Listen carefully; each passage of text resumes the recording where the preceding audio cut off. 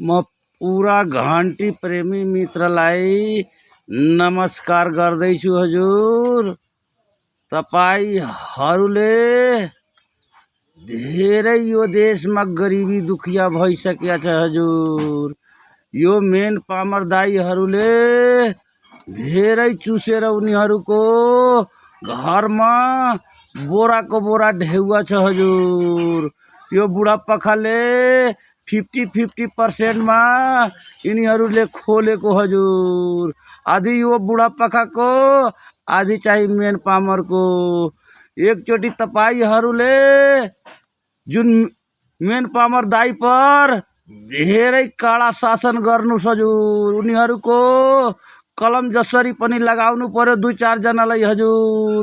हामी त 2 वर्षदेखि हामी रवि दाइको अफिसमा गएको छ हजुर, गए हजुर।